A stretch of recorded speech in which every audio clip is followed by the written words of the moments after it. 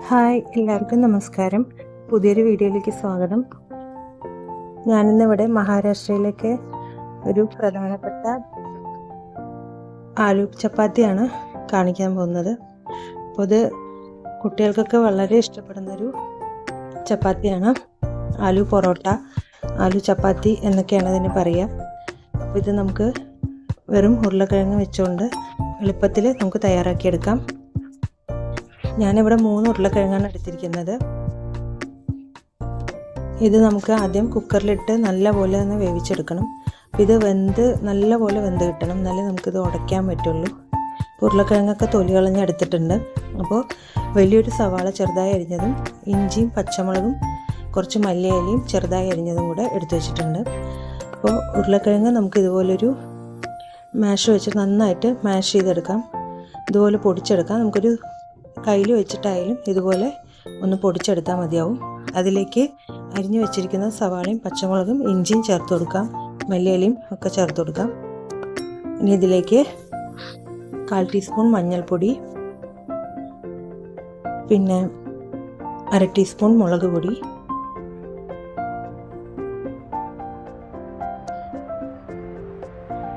പിന്നെ ഒരു 2 teaspoon 1 teaspoon garam masala, പിന്നെ ഇത് ചാട്ട് മസാലയാണ്. ഇത് 1 ടീസ്പൂൺ കൂടി ചേർക്കാം.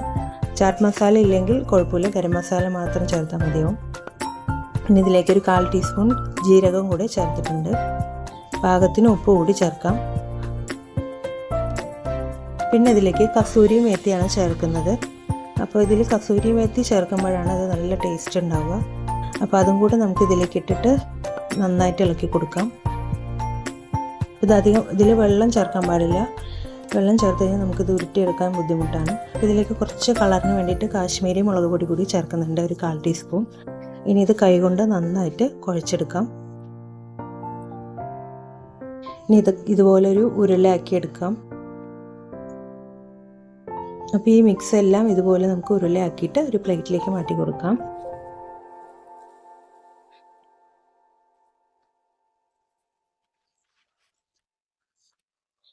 ഇത് നമ്മൾ ചപ്പാത്തിക്ക് മാവ് നേരത്തെ കുഴച്ച് വെച്ചതാണ്.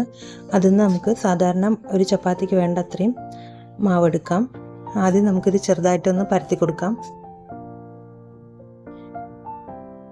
ഇനി ഇതിലേക്ക് നമുക്ക് ഈ ബൗള് വെച്ച് കൊടുക്കാം. മിക്സ് നമ്മളിപ്പോൾ ഉണ്ടാക്കിയിട്ടുള്ള മിക്സ് വെച്ച് കൊടുത്തിട്ട് ഇതുപോലെ കവർ ചെയ്തെടുക്കാം. അതിനുശേഷം ഇത് നല്ലപോലെ പരത്തിയെടുക്കാം. അപ്പോൾ ആദ്യമൊക്കെ പരത്തുമ്പോൾ ചിലപ്പോൾ അത് പൊട്ടിപ്പോകാനൊക്കെ സാധ്യതയുണ്ട്, പക്ഷെ പിന്നെ അത് ശരിയായിട്ട് വരും. അപ്പോൾ ഈ സ്റ്റഫിങ് കൂടുതൽ പുറത്ത് പോകാതെ നോക്കണം. അപ്പോൾ ഇതുപോലെ റൗണ്ടാക്കിയിട്ട് പരത്തിയെടുക്കാം. അപ്പോൾ നമ്മളിതിൽ സവാള ചേർത്തിട്ടില്ലെങ്കിൽ നമുക്കിത് പൊട്ടാതെ കിട്ടും. സവാളയും കൂടി ചേർക്കുമ്പോൾ ഇത് ചെറുതായിട്ടിങ്ങനെ പുറത്തേക്ക് വരും. അത് കുഴപ്പമില്ല, പക്ഷെ സവാള ചേർക്കുമ്പോൾ നല്ല ടേസ്റ്റാണ്. അങ്ങനെ നമുക്ക് ചപ്പാത്തി തലയിൽ വെച്ച് നമുക്കിത് ചുട്ടെടുക്കാം. ഇപ്പോൾ ബട്ടർ ചേർത്തിട്ടാണ് ഞാനത് ചുട്ടെടുക്കുന്നത്. 2 വശത്തും ബട്ടർ തേച്ച് കൊടുക്കാം. ഇപ്പം തന്നെ ഇത് വല്ലാത്തൊരു സ്മെല്ലാണ്, ഭയങ്കര ടേസ്റ്റിയാണ്. നമുക്കിതിനൊരു കറി പോലും ആവശ്യമില്ല.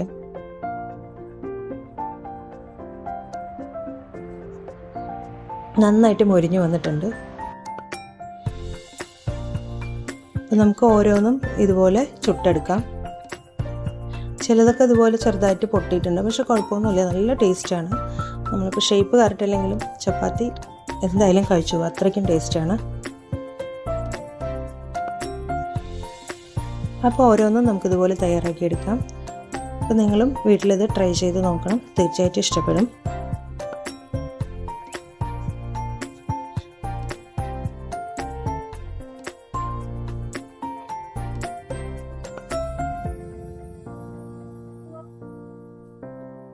അപ്പോൾ അടുത്ത ചപ്പാത്തി നമ്മളിതുപോലെ തയ്യാറാക്കിയെടുക്കാം ഓരോന്നും. ഇനി ഇത് നമുക്ക് സെർവ് ചെയ്യാം. അപ്പോൾ വീഡിയോ ഇഷ്ടപ്പെട്ടെങ്കിൽ ലൈക്ക് ചെയ്യാനും സബ്സ്ക്രൈബ് ചെയ്യാനും മറക്കരുത്. Thank you.